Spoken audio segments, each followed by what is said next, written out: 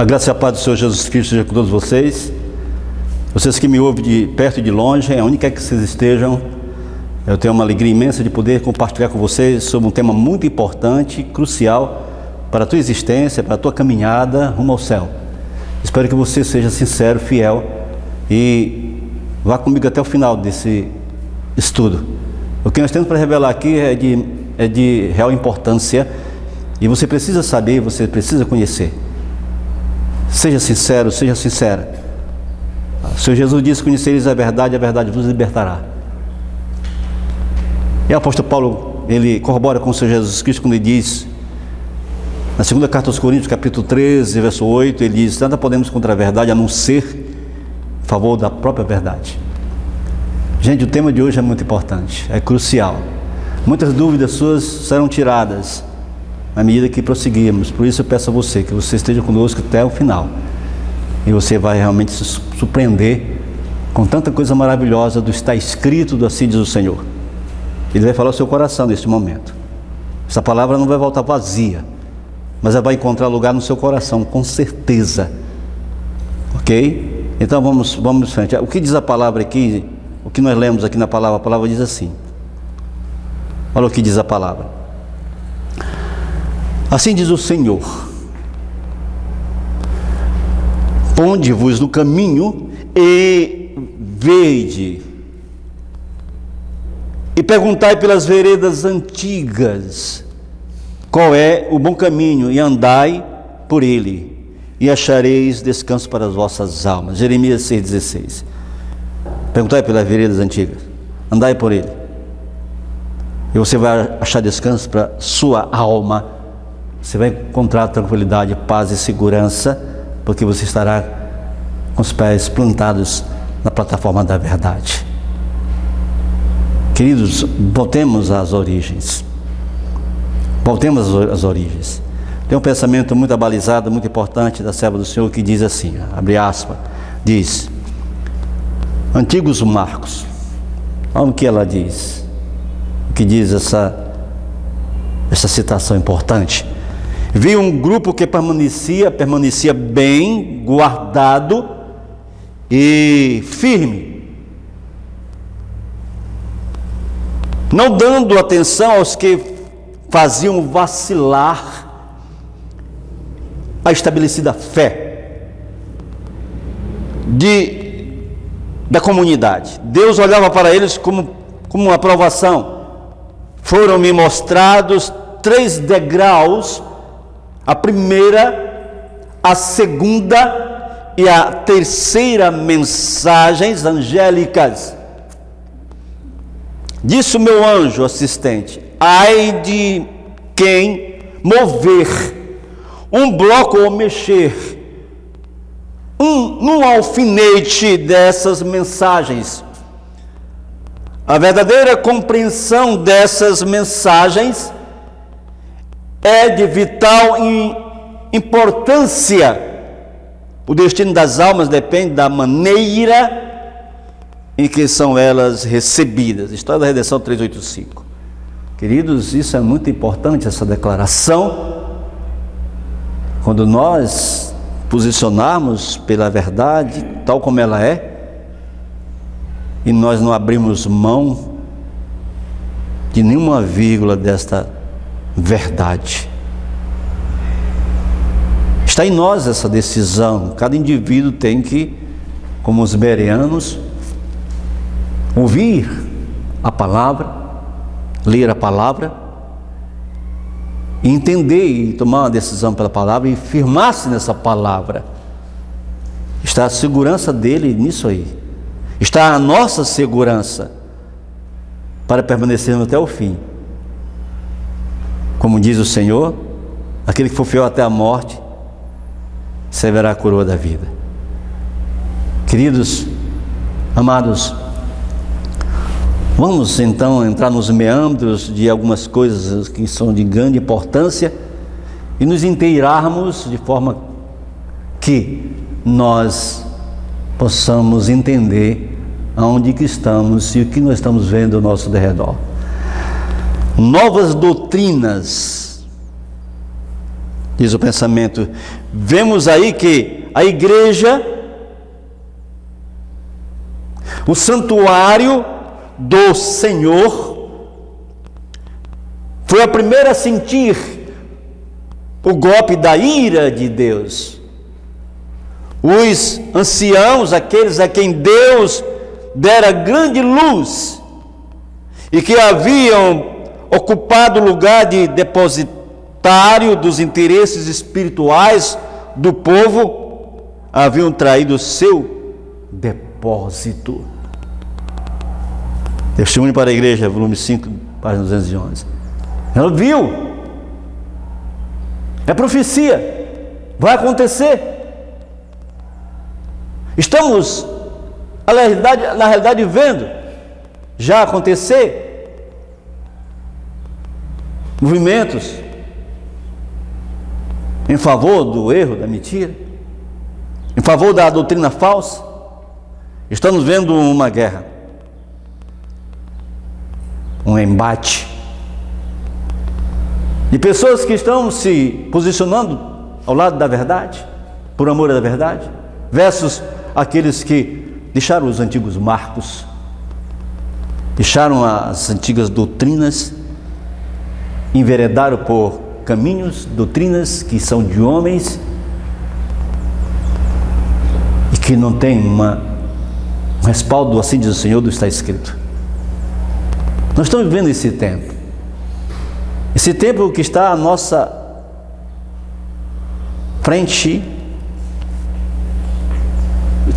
Esse momento em que nós estamos vivendo, como diz ainda o pensamento, aí estão claramente apresentados dois grupos distintos, formados a partir de um grupo que outrora foi unido.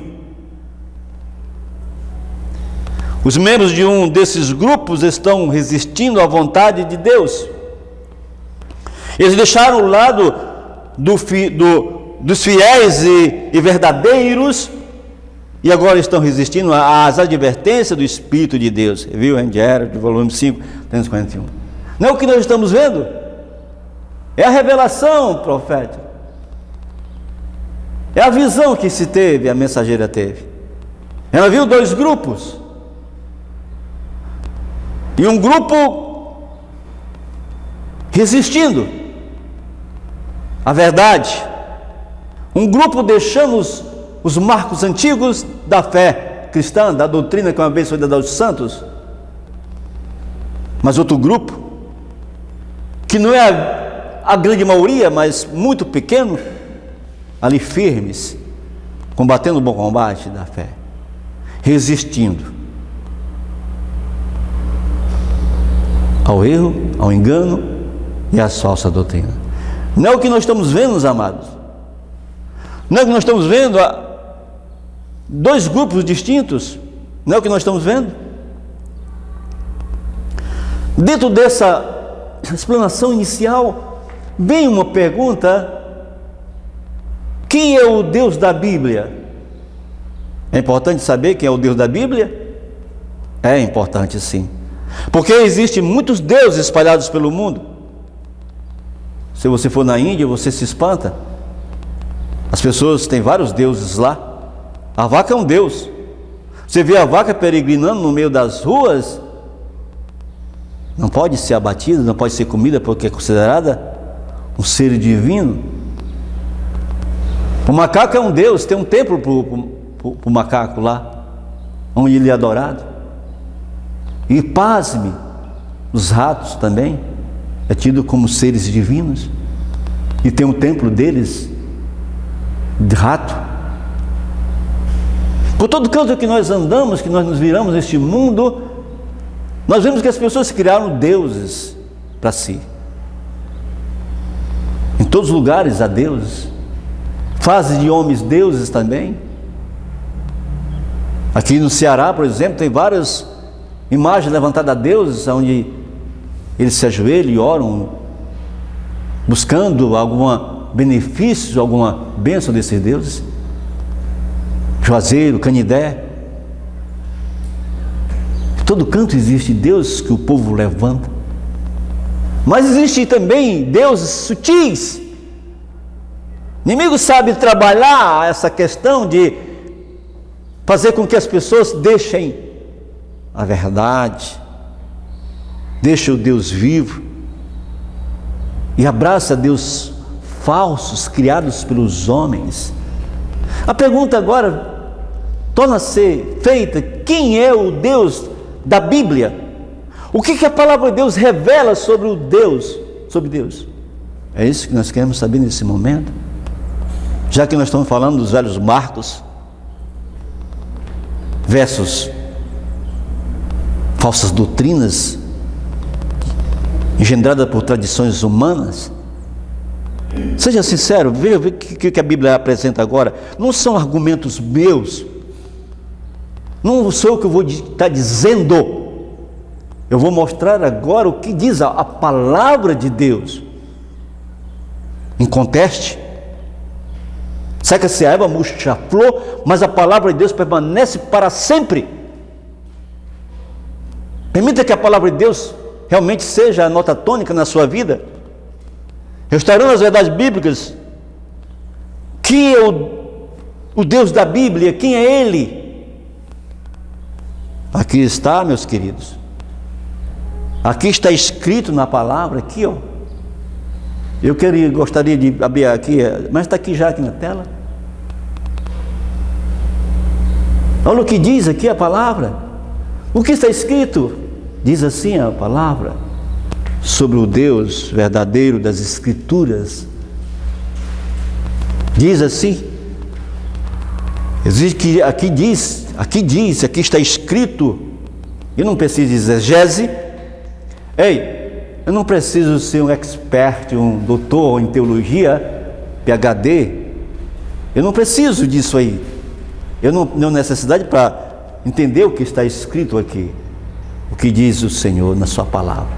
Aqui diz: porque ainda que haja também alguns que se chamem deuses,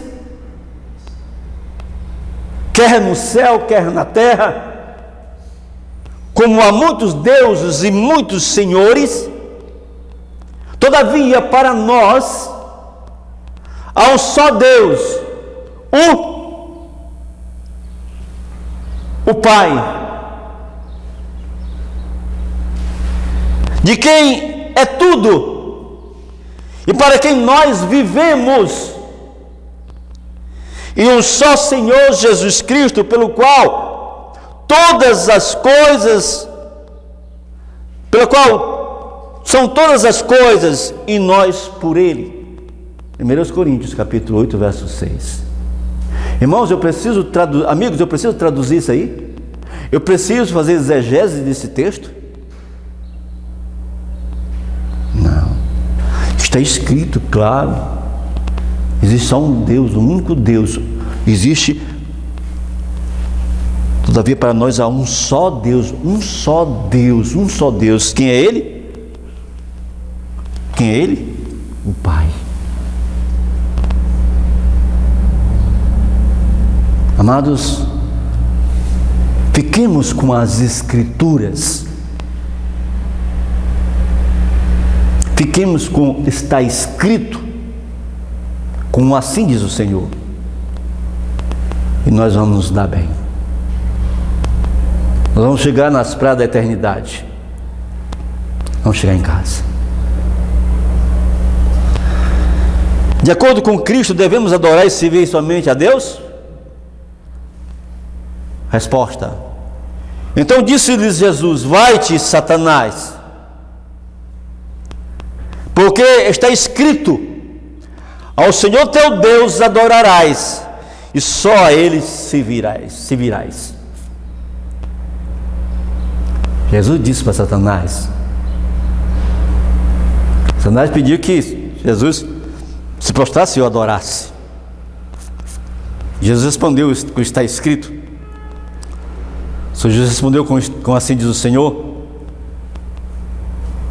vai-te, Satanás, porque Jesus foi muito claro, está escrito: vai-te, Satanás, porque está escrito: ao Senhor teu Deus adorarás, e só a Ele servirás.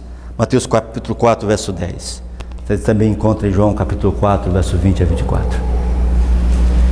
Fiquemos com a palavra, amados, amadas.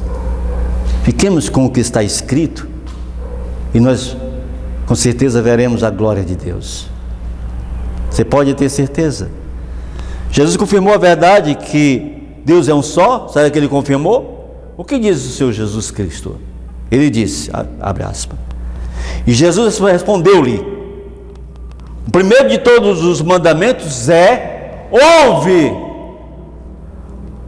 Israel, o Senhor nosso Deus é o único Senhor.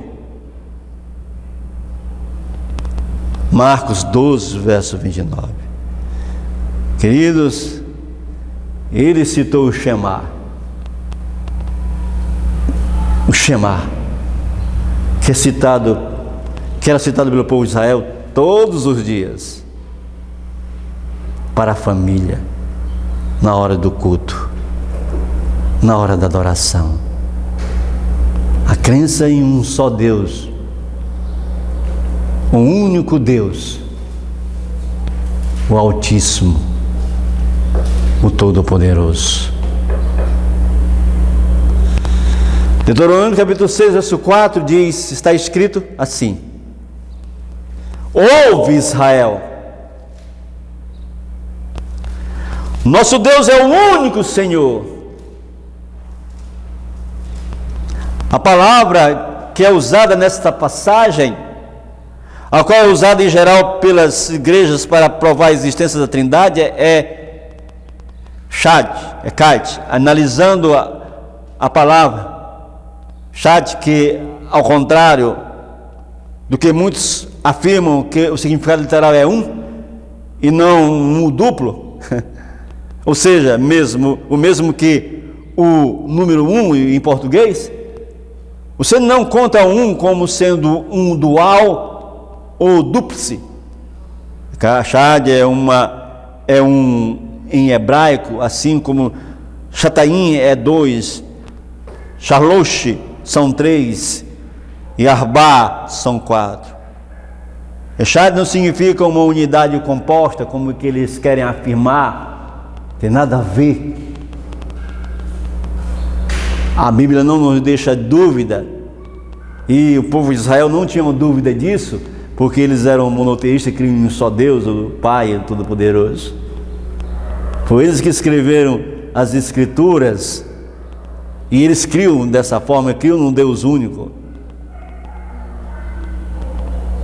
Não queiram que distorcer o que diz a palavra, o que está escrito na palavra, não queiram fazer isso, porque não vai colar. Queridos, fiquemos com a palavra, fiquemos com o que está escrito, que é uma análise da questão numeral feito da palavra Shad. É um número, cada qual um certo, um artigo indefinido. É isso que a Shad é somente uma vez por todos, um, outro, aquele, o outro, um depois do outro, um por um, primeiro, 11 em combinação, 11º ordinal. É aqui que é feita uma análise no léxico português e hebraico, mostra que é um numeral. Vai lá no léxico hebraico, ele distorce as escrituras, distorce uma coisa que aqueles que originaram, que escreveram as escrituras, dando o sentido de um Deus único, eles querem distorcer dizendo que não, ali são 3. Como é que eles podem ir contra aqueles que são os originários da palavra do hebraico, que são claros em dizer que era Shad é um numeral? Fiquemos com a palavra, fiquemos com o que está escrito, irmãos. Não permitamos que eles nos enganem. E você vê que uma palavra só, eles querem agora comprometer toda uma revelação explícita, clara da palavra de Deus.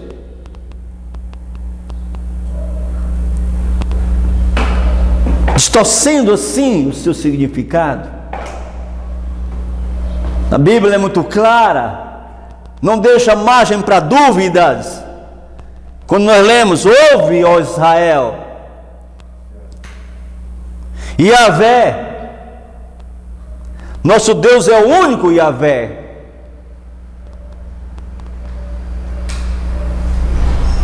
É o Shema. A crença no Deus único, que é o Pai. Jesus é muito claro nisso, quando ele fala do Deus único, é o Pai. Amados, fiquemos com a palavra. A Bíblia diz que Deus é a cabeça de Cristo, amém? Está escrito assim. Mas quero que saibais que Cristo é a cabeça de todo homem,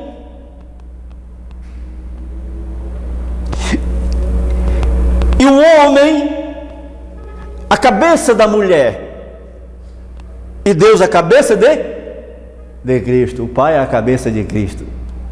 O Pai, Ele é a cabeça de Cristo. Não tem lugar para uma trindade romana, para um panteão de deuses. É o Pai, o Todo-Poderoso, El Shaddai, Yahvé.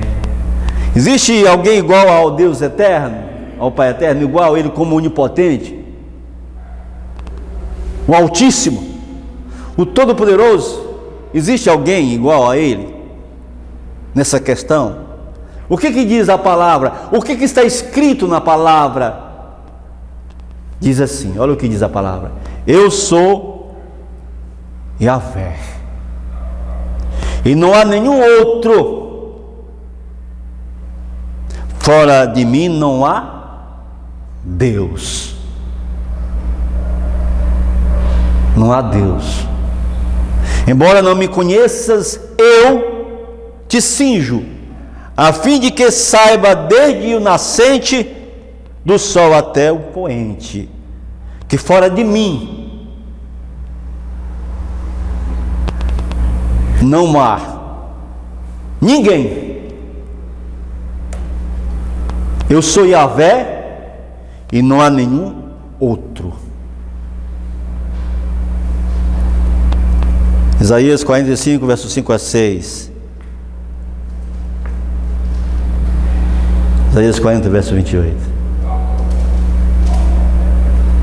Amados, não há outro. O Deus o Pai é o Todo-Poderoso. O Deus o Pai é o Altíssimo. É Ele. Cristo é maior do que o Pai. Ele diz o seguinte, o Senhor Jesus, ele diz: ouviste o que eu vos disse? Vou e venho para vós. Se me amasses, certamente exultaríeis, porque eu disse: eu vou para o Pai. Ei, ele ia para onde? O que Jesus disse que ia para onde? Eu vou para o Pai, porque meu Pai é maior do que eu. João 14, 28. Gente, Jesus está dizendo, quando ele estava aqui na terra, cumprindo já seu ministério, ele disse: olha, eu vou para o Pai, vou voltar. Eu vou para o Pai. Ele está dizendo que está indo para uma trindade. Ele está dizendo que está indo para o Pai. Não é para o Pai que ele estava indo? para o Altíssimo, Todo-Poderoso. Está indo para o seu Pai, eu vou para o Pai. Porque o Pai é maior do que eu. Foi o que ele disse em João 14, vocês conhecem, verso 1 a 3. Não se turbe o vosso coração. Crede em Deus, crede também em mim. Na casa do meu Pai, na casa do meu Pai há muitas moradas. Se assim não for, eu vos seria dito. Vou preparar-vos lugar e virei outra vez, vos tomarei para mim mesmo, para que onde eu estiver, estejais vós também. Lá onde eu estou com meu Pai, você esteja também. Tudo é o Pai. Jesus fala do Pai.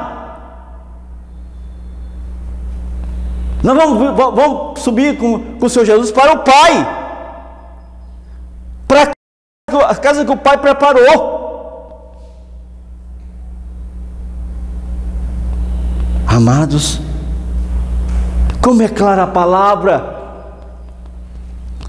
Jesus faz referência a seu Pai como o único Deus verdadeiro. Será que Ele faz? Será que o Senhor Jesus faz essa referência, essa declaração? Vamos deixar a palavra dar o seu crivo. Ela diz, está escrito, Jesus falou assim, e levantando os seus olhos ao céu, disse: Pai, é chegada a hora,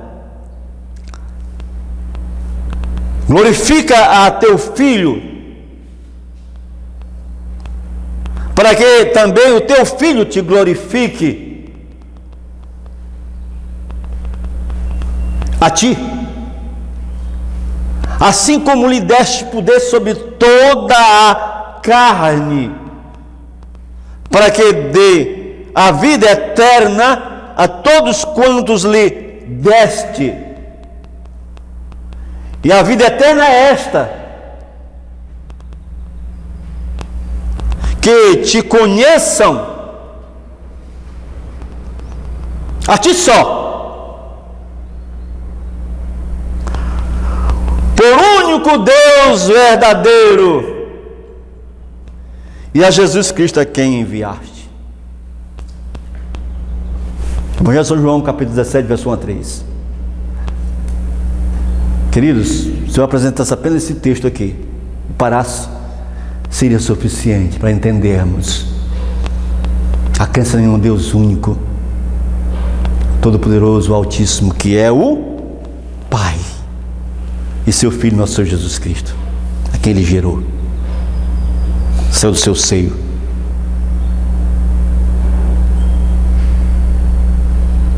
Por que as pessoas fazem tanta confusão?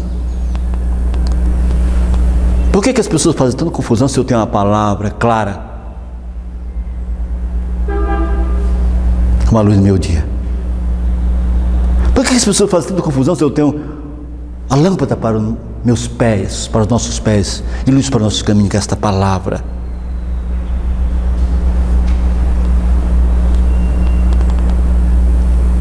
Fiquemos com a palavra.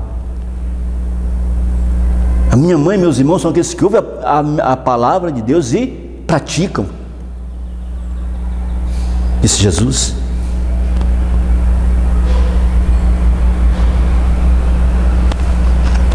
Deus, de fato, é o Pai de Jesus?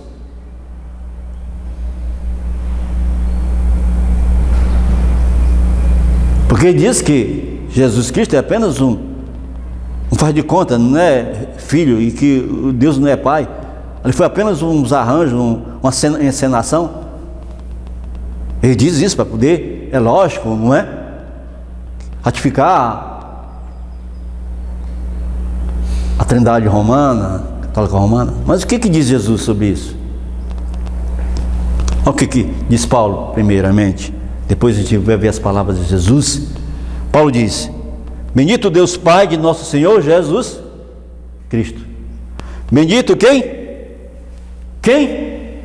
O Deus e Pai de nosso Senhor Jesus Cristo, o qual nos abençoou com todas as bênçãos espirituais nos lugares celestiais em Cristo. Efésios capítulo 1, verso 3. Palavras do Senhor Jesus agora. Disse-lhes Jesus: não me detenhas, porque ainda não subi para o meu Pai.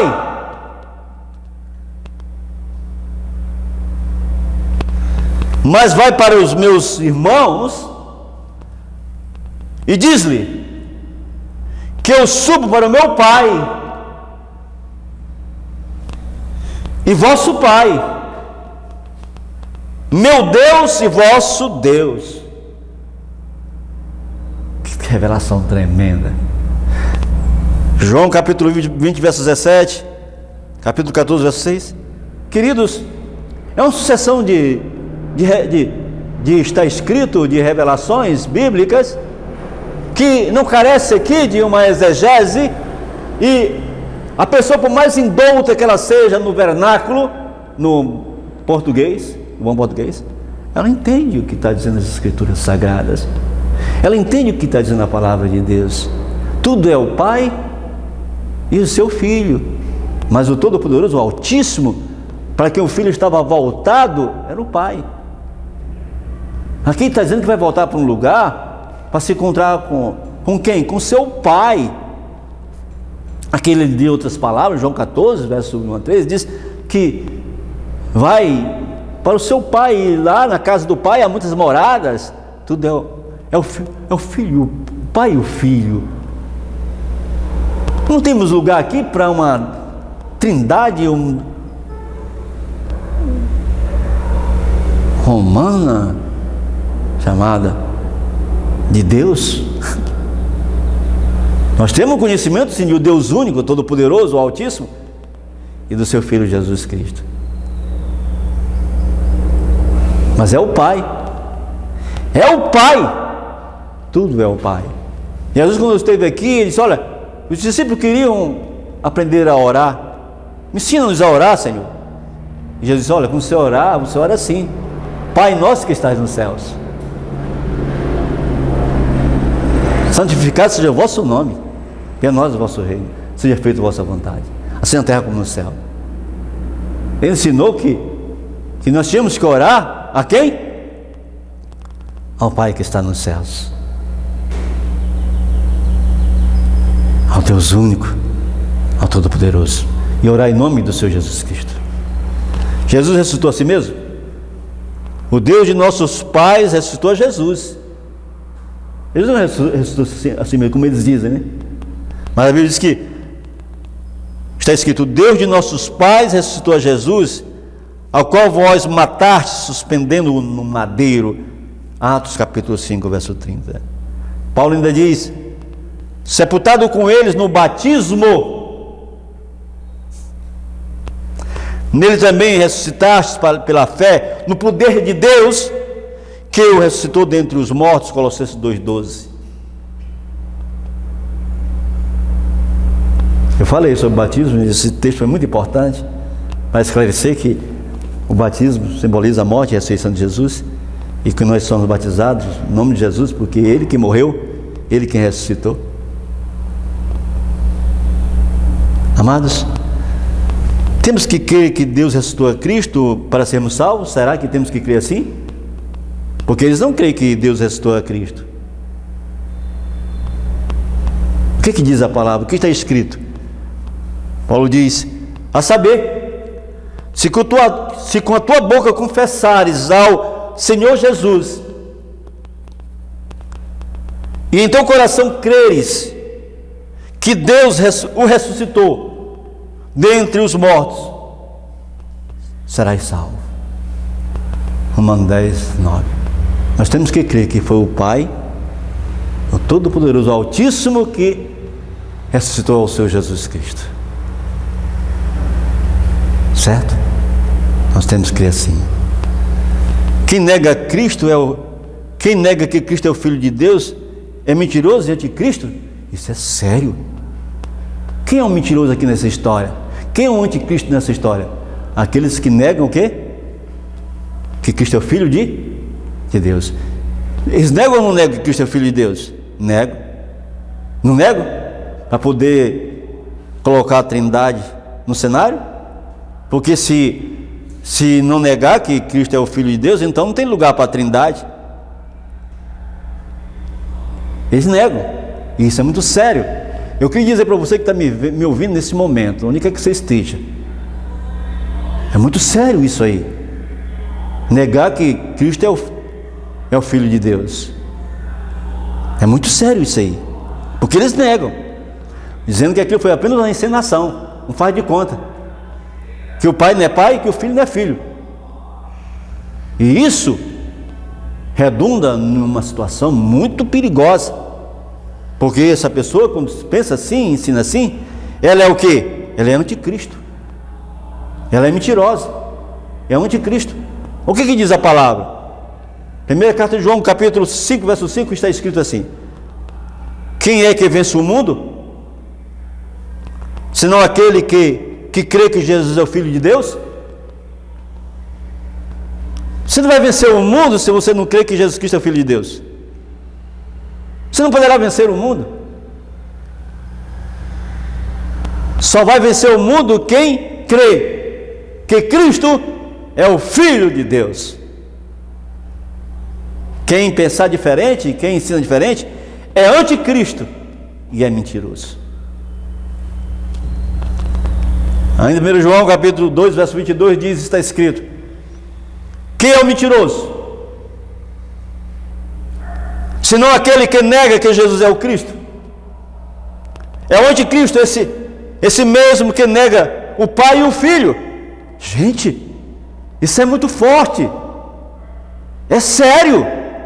Ei, você já parou para pensar nisso aqui?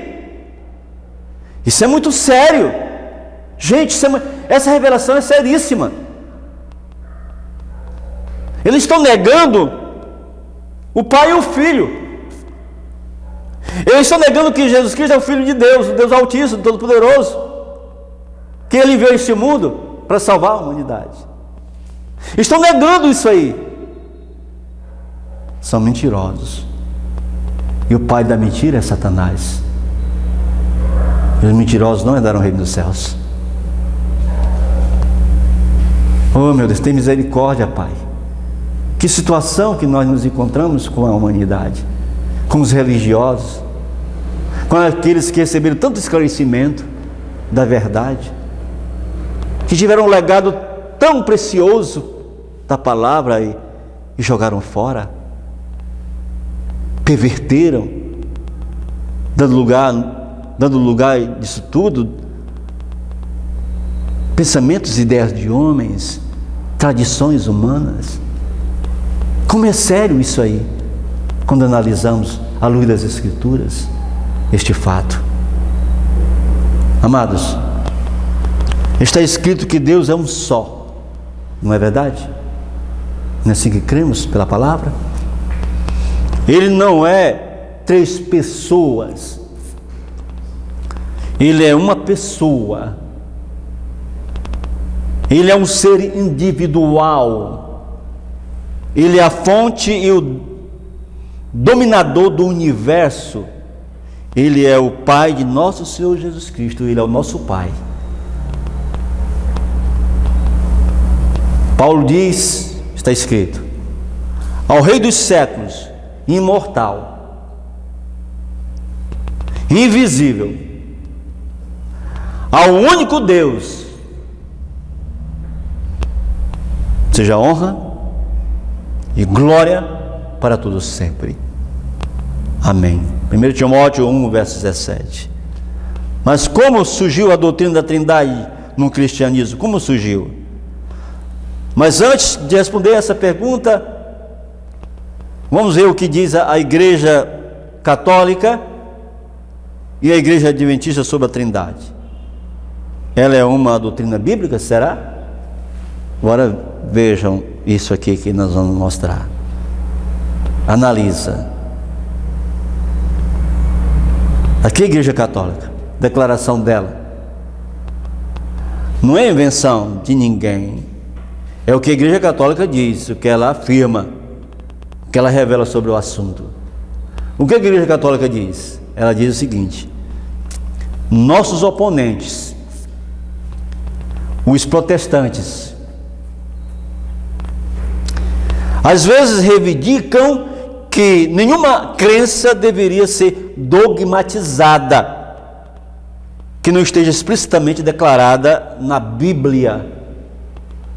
Mas as igrejas protestantes, por elas mesmas, têm aceitado tais dogmas como a Trindade, a qual não há nenhuma autoridade precisa nos evangelhos. Revista Vida, 30 de outubro de 1950, da Igreja Católica Romana. E aí? E aí, gente? É a Igreja Católica Romana que está dizendo, afirmando isso aí. Preciso comentar mais nada sobre isso que ela diz. Está aí, ela diz tudo aí, nessa declaração. Aqui, a Revista Adventista admite que a doutrina da Trindade não se encontra nas Escrituras.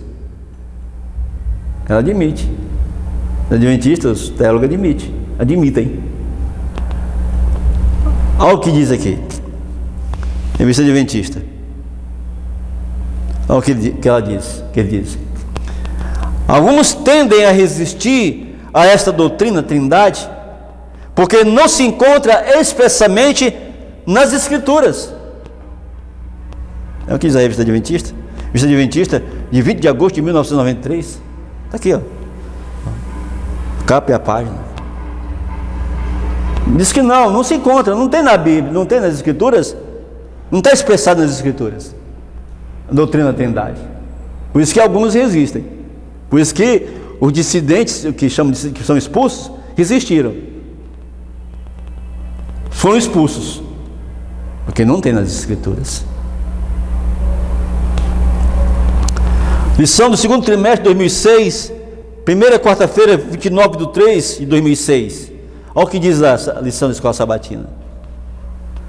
Como crentes na natureza triuna de Deus, podemos ver esse uso como evidência de nossa posição, mas certamente não como prova. Não existe prova. É uma posição nossa, não existe prova.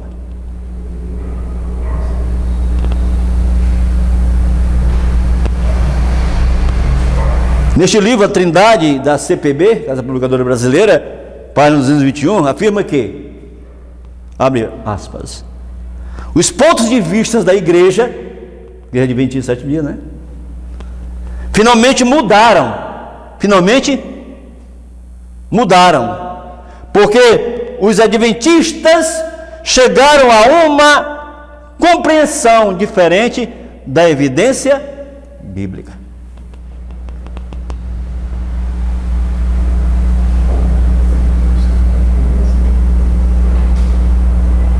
Amados, é muito sério. A origem da Trindade. Tertuliano, sacerdote católico, autor de várias obras que viveu entre os séculos 2 e 3, foi quem criou a filosofia que se denominou de Trindade. 3 personae, uma substância, texto original em latim. Hoje essa filosofia foi incorporada na crença fundamental número 2 da Igreja Adventista do Sétimo Dia, a um só Deus, que é uma unidade de 3 pessoas coeternas. O que mais fez Tertuliano? Primeiro, foi quem instituiu o sinal da cruz. Segundo, foi quem instituiu a absolvição, um perdão que vale para os pecados futuros. Terceiro, foi quem instituiu a penitência.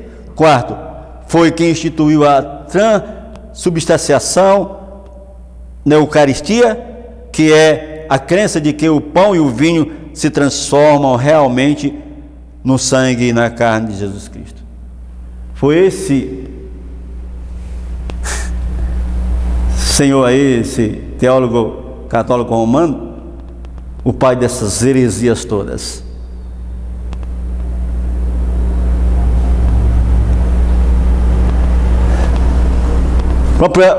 próprio Papa declara que a Trindade é uma doutrina católica.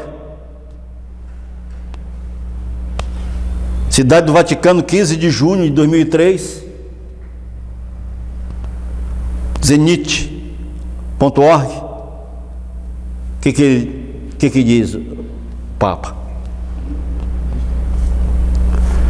Do ministério maior do cristianismo, a Trindade, surge a vocação da humanidade a formar uma só família, sem acepção de raças ou culturas, assegura João Paulo II. Ao celebrar este domingo a solenidade da Santíssima Trindade, o Santo Padre convidou os crentes a contemplar o primeiro e o último horizonte do universo e da história, o amor de Deus Pai, Filho e Espírito Santo. Antes de rezar a oração mariana do Ângelus, junto a milhares de peregrinos reunidos na Praça de São Pedro, no Vaticano, recordou que a unidade e a Trindade de Deus é o primeiro mistério da fé católica.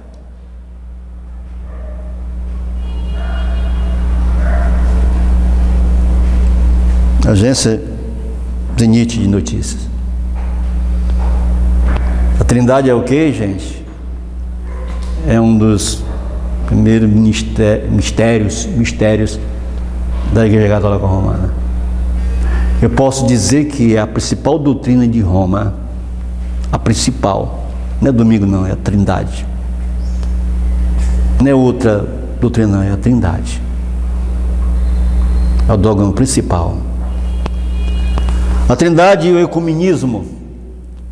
O pregador do Papa faz da Trindade novo símbolo católico para o ecumenismo. Abre aspas, que diz: o mistério da Trindade, escola para superar divisões. O mistério da Trindade é uma escola para superar divisões. Crendo na Trindade não há divisões. O que está dizendo aqui?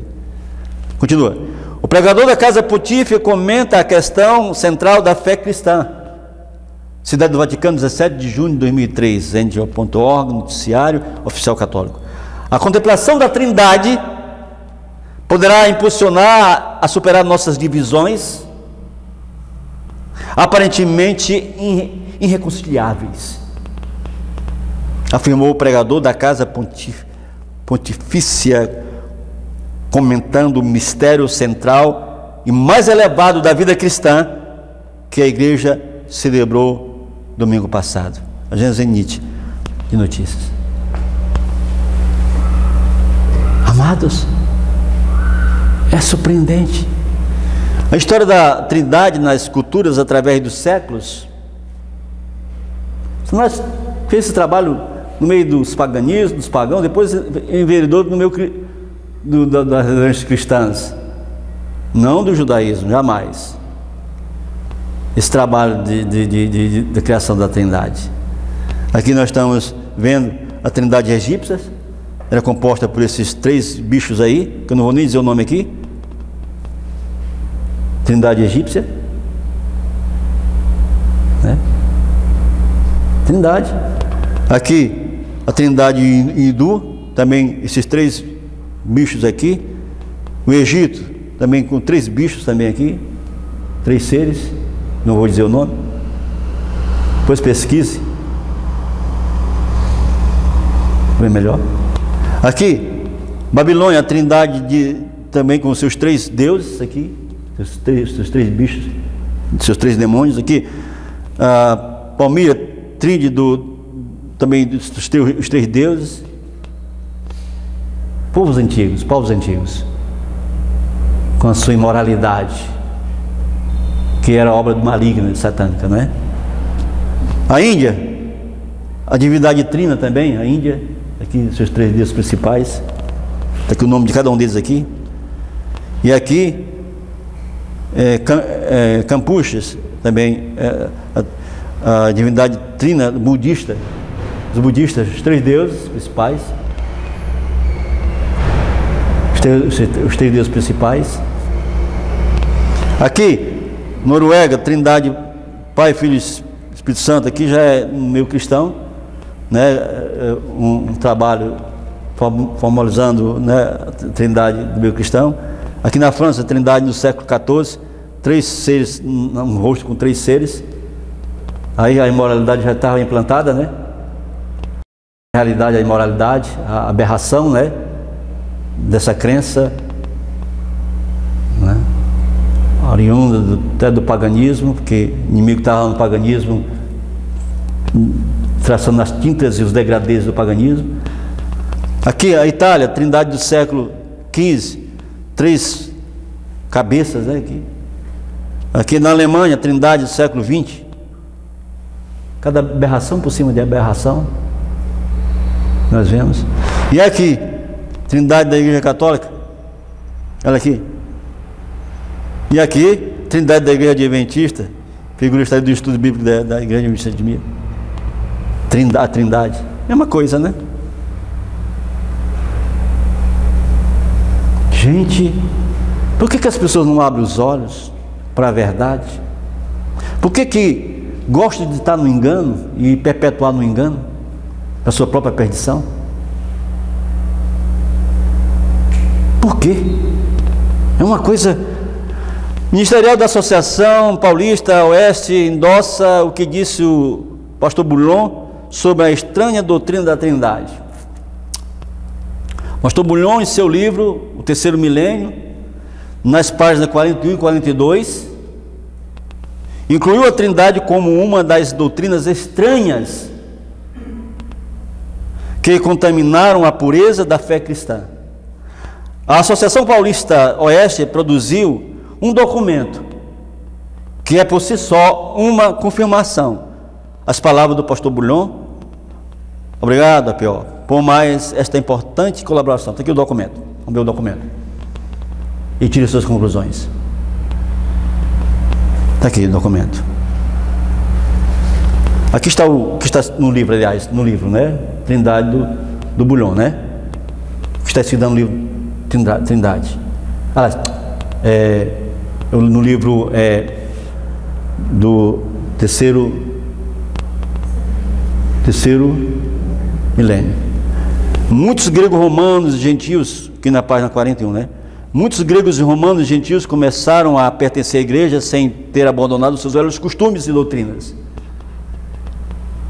Imperceptivelmente começaram a contaminar a pureza da doutrina bíblica que se mantivera branca durante o primeiro século. Aqui mais embaixo, está sublinhado, diz: o imperador convertido, entre aspas, que colocou, ao cristianismo, trouxe para a igreja o domingo como um dia especial de adoração. Os cristãos nunca se atreveriam a adorar o sol, no entanto, fizeram uma pequena concessão ao adorar a Deus no dia dedicado ao sol. Quase nada, você percebe? O sábado foi considerado apenas um detalhe. O importante era adorar o verdadeiro Deus sem dar muita atenção ao dia. E o inimigo, olha, continua aqui que não nos interessa. E o inimigo conseguiu o que queria: corromper a pureza da doutrina cristã. Naquele período, a igreja cristã passou a ter conflitos internos por causa de doutrinas estranhas que pretendiam misturar-se às verdades bíblicas. E entre as doutrinas em conflito, podemos mencionar o pecado original, a Trindade,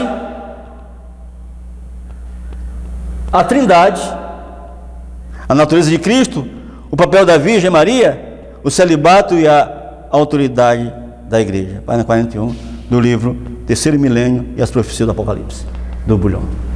Agora veja o documento da Associação Paulista Oeste.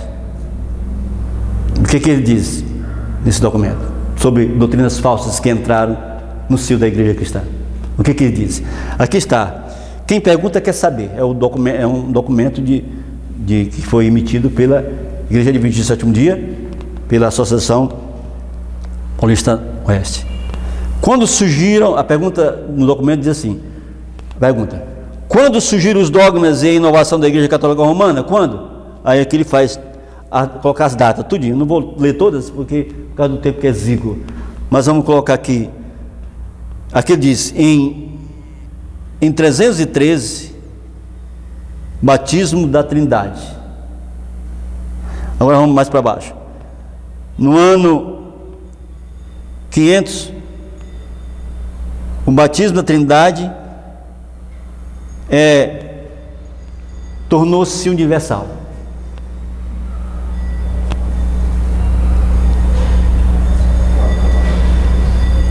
Está vendo, irmãos?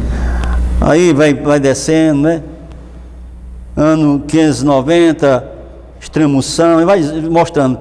600, o culto à Virgem Maria, é sobre Bonifácio IV. 700, batismo de criança. 715, adoração de animais. Tem as datas, né? Quando entrou as doutrinas inventadas pelo homem, né? Queridos, documento desse aqui da Igreja Adventista do Sétimo Dia, ministerial, da Associação Paulista Oeste, São Paulo.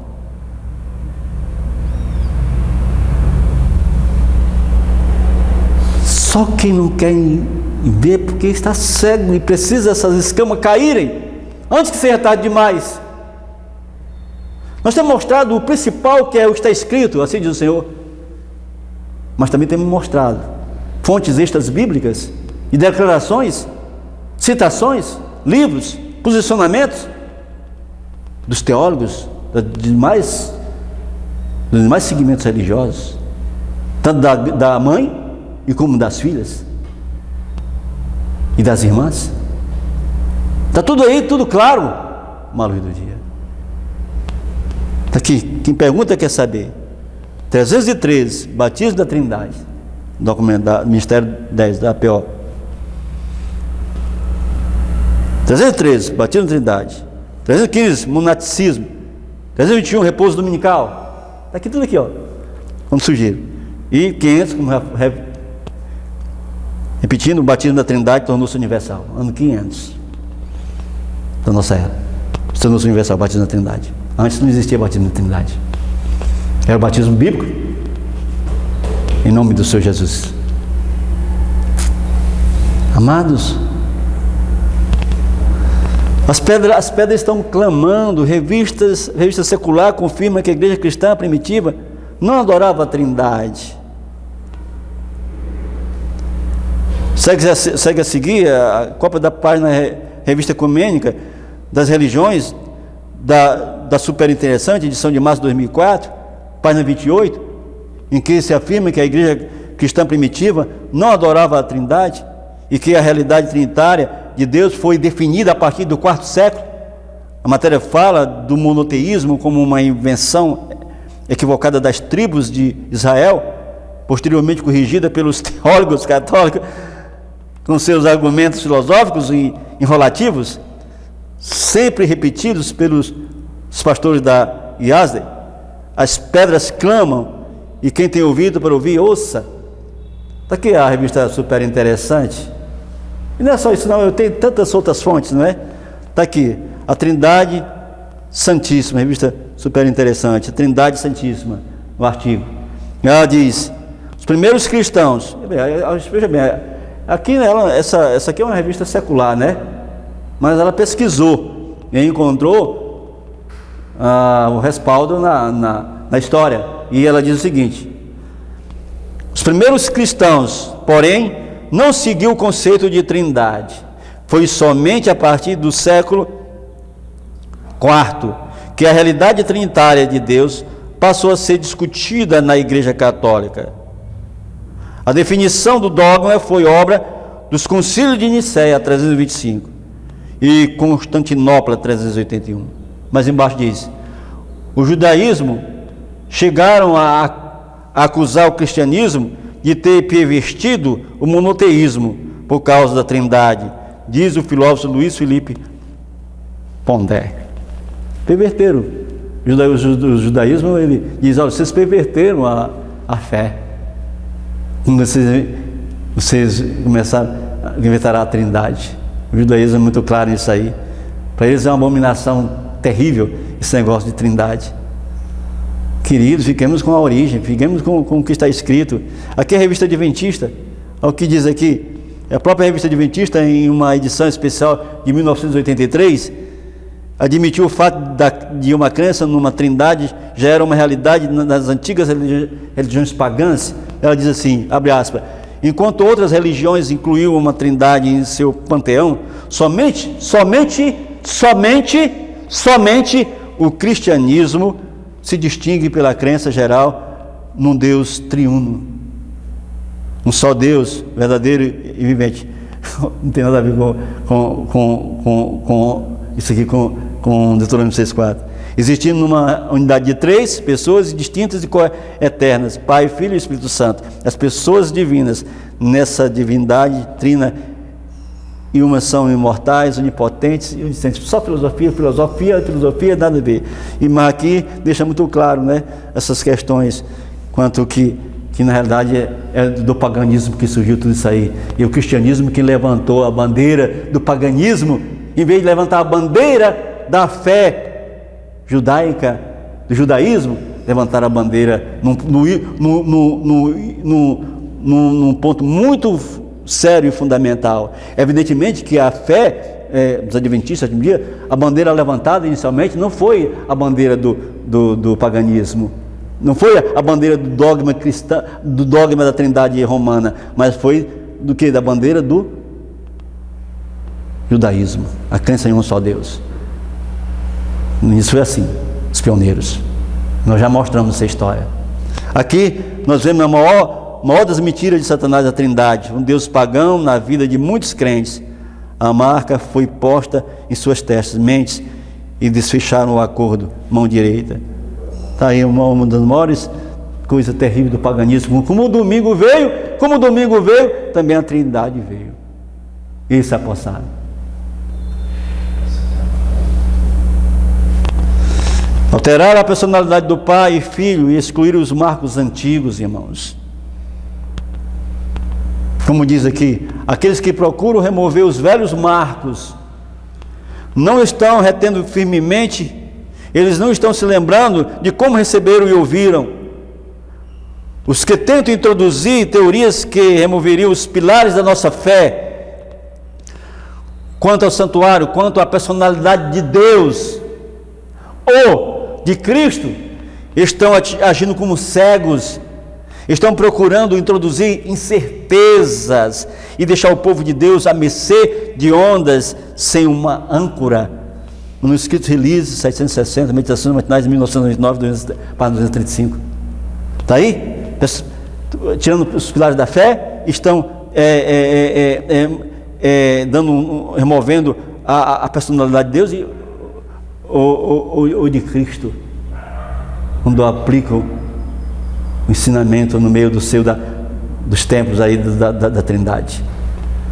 O verdadeiro Deus é adorado por poucos. Diz aqui o pensamento, abre aspas, diz assim: rejeitando a verdade, os homens rejeitaram o seu autor. É tão fácil fazer um ídolo de falsas doutrinas e teorias como talhá-los de madeira ou pedra. O Deus vivo, conforme é revelado em sua palavra, em Cristo e nas obras da criação, é adorado apenas por poucos. Por poucos. Só remanescente. Grande conflito para 583. São poucos, irmãos.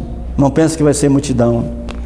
Não é aos homens que devemos exaltar, diz o pensamento, e adorar, é a Deus, o único Deus verdadeiro e vivo, a quem são devidos o nosso culto e reverência. Unicamente o Pai e o Filho devem ser exaltados. Unicamente. O Filho é exaltado porque o Pai concedeu essa exaltação para ele. O Pai assim quis.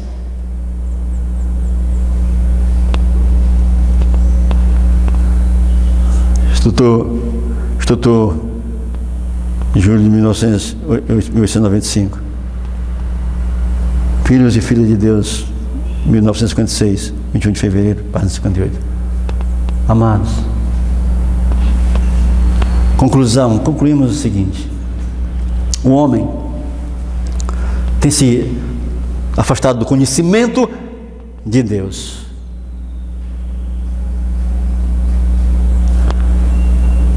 Mas Ele nos convida a conhecê-lo. Ele quer que nós o conheçamos.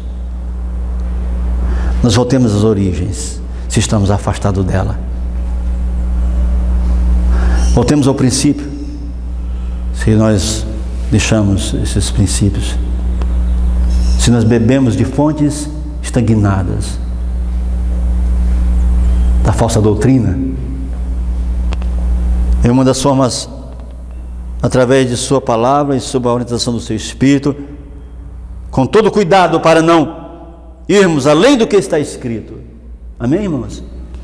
Não irmos além do que está escrito. Nós não estamos indo além do que está escrito. Não precisamos ser intérprete. Não precisamos conhecer a língua pela qual foram escritas as Escrituras. Nós temos o bom português, bom vernáculo, nós lemos tal como está. Não precisamos conhecer o grego nem o hebraico. Nós temos a palavra. Precisamos que nos interprete. Ninguém nos interprete. Nenhum teólogo, nenhum doutor em teologia, nenhum mestre. Não. Nós temos a palavra. Nós temos a palavra. O que Deus revelou em sua palavra sobre ele, podemos entender e estudar. Por mais indouto que sejamos, por mais simples que sejamos, e estudar. Porém, além disso, não podemos penetrar. Além do que está escrito, não podemos penetrar. Concluímos, através disso que nós apresentamos até agora, que Deus é um só, ou seja, Ele não é três pessoas. Ele é uma única pessoa. Ele é um ser individual. Ele é a fonte e o dominador do universo. Ele é o Pai de nosso Senhor Jesus Cristo. Ele é nosso Pai. O que Cristo nos aconselha é: examinar as Escrituras, porque podes cuidar de nelas a vida eterna. João 5,39. Amados,